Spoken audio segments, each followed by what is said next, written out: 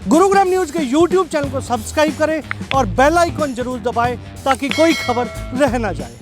नमस्कार, मैं हूं मन्नू मेहता और स्वागत है आपका गुरुग्राम न्यूज में, जहां दिखाई जाती हैं खबरें आपके शहर की।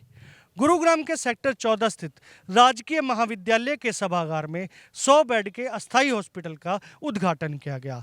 हरियाणा के मुख्यमंत्री मनोहर लाल ने इसका उद्घाटन किया और ये हॉस्पिटल गुरुग्राम वासियों को हीरो मोटोकॉप और डॉक्टर्स फॉर यू नामक संस्था की मदद से आज भेंट किया गया है। इस हॉस्पिटल की खासियत ये है कि इसमें जो 100 के लगभग यानी कि 92 बेड हैं, उसमें से 80 बेड ऑक्सीजन के हैं और 20 बेड आईसीयू है।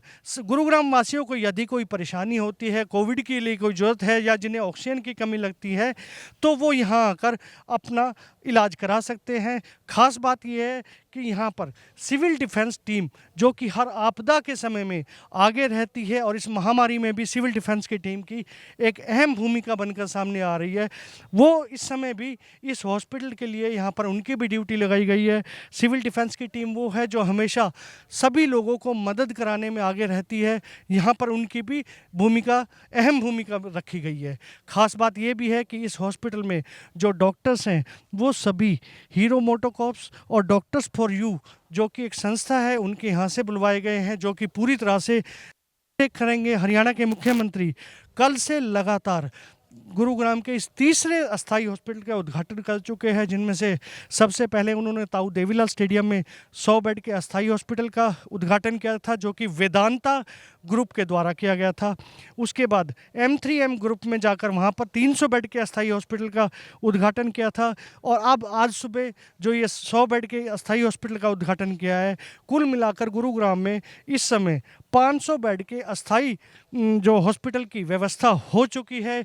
यदि कोई सेकंड वेव इस समय आती है जो चल रही है, तो उसके लिए इस समय हालांकि पीछे देखा गया था कि लोगों को काफ़ी ज़्यादा दिक्कतें हुई थी, ऑक्सीजन नहीं मिल पा रही थी और यहाँ तक कि उन्हें बेड उपलब्ध नहीं हो पा रहे थे, लेकिन अब समुचित व्यवस्था हो चुकी है।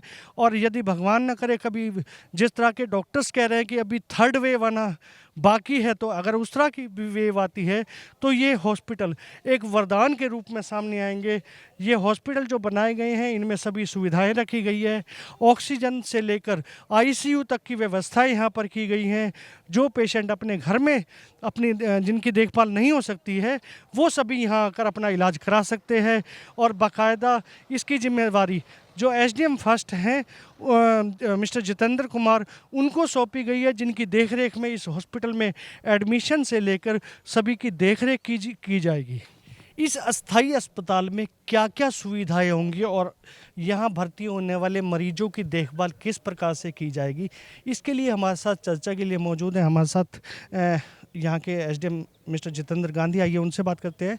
सर, आज CM साहब ने जो उद्घाटन किया है, कितने बेड का ये है और किस तरह से यहाँ जो अगर कोविड पेशेंट आते हैं तो उनको किस तरह की सुविधाएं दी जाएंगी और कौन कौन देखभाल के लिए आपकी कौन कौन सी टीमों का आपने चयन किया है? माननीय मुख्यमंत्री हरियाणा सरकार द्वारा आज जो उद्घाटन किया गया है, ये एक सेंटर स्थापित किया गया है जिसमें लगभग 92 बेड्स, अराउंड 100 हम कह सकते हैं, लगभग 100 बेड की सुविधा उन मरीजों के लिए उपलब्ध कराई गई है जिनको ऑक्सीजन की आवश्यकता है, जो घर में उनको दिक्कत हो रही है, जो आइसोलेट नहीं कर पा रहे हैं, और कुछ उनको जो इलाज जो माइल्ड केसेज जो हैं जिनको इलाज की आवश्यकता है। तो ऐसे लोग ऑक्सीजन की कमी की वजह से इधर उधर घूम रहे हैं, ऐसा ना हो ताकि वो निःशुल्क यहाँ पर आकर अपना इलाज करा सकते हैं, ऑक्सीजन ले सकते हैं।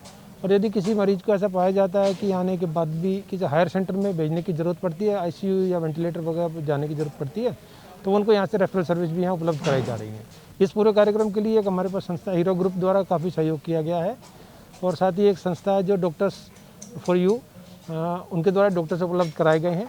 तो डॉक्टर 24/7 राउंड द क्लॉक जो है लोगों के लिए उपलब्ध है। कोई भी गरीब व्यक्ति निःशुल्क यहाँ कर इस सुविधा का फ़ायदा उठा सकता है आवश्यकता पड़ने पर। सर, इस महामारी के दौरान सबसे बड़ी भूमिका जो फ्रंट लाइन वॉरियर के सामने आया है सिविल डिफेंस की टीम, उन सिविल डिफेंस की टीम की भी कोई जिम्मेदारी आप लोगों ने दी है?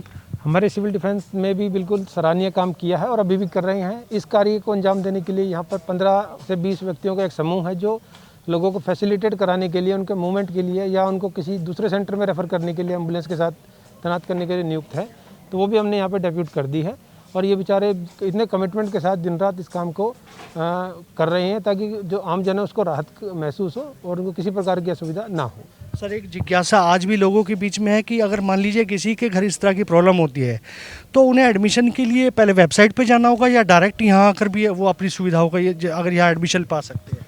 वो वेबसाइट पर भी कर सकते हैं, वो यहाँ कर सीधा भी आ सकते हैं। तो ये बिल्कुल हर किसी गरीब व्यक्ति तक के लिए, अंतिम व्यक्ति तक ये सुविधा पहुँचे उसके लिए किया गया है। तो बिना निसंकोच निश्चिंत होकर यहाँ पे आ सकते हैं। अगर उनको तकलीफ़ है, कोई कष्ट है, कोविड से ग्रस्त हैं और कहीं कोई दिक्कत आ रही है तो सीधा इन सेंटर्स पे आएंगे। तो एसडीएम सर का भी यही कहना है कि आप यदि किसी को भी अगर इसकी ज़रूरत पड़ती है तो बिना किसी संकोच के यहाँ आकर सुविधाओं का लाभ ले सकते हैं। वाकई ये एक बड़ी अच्छी बात है कि माननीय मुख्यमंत्री ने जो कल से लेकर आज तक 500 बेड की अस्थाई हॉस्पिटल की जो एक स्थापना की है वो गुरुग्राम वासियों के लिए वाकई एक कहीं ना कहीं ये कहा जा सकता है कि आने वाले समय में यदि वो सेकंड वेव जो अब चल रही है इसमें अगर ज़रूरत पड़ती है तो इसके लिए, और भगवान ना करे यदि थर्ड वेव भी आती है तो ऐसे समय पर ये अस्थाई अस्पताल कहीं ना कहीं लोगों के लिए संजीवनी बनकर सामने आएंगे।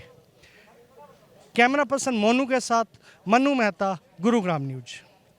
गुरुग्राम न्यूज सभी सोशल मीडिया प्लेटफॉर्म पर उपलब्ध है। हमसे जुड़ने के लिए और शहर की हर अपडेट पाने के लिए हमें अभी फॉलो करें और बेल आइकॉन जरूर दबाएं। अगर आप भी अपने इलाके की कोई खबर कराना चाहते हैं तो हमसे इन नंबरों पर संपर्क या व्हाट्सएप कर सकते हैं।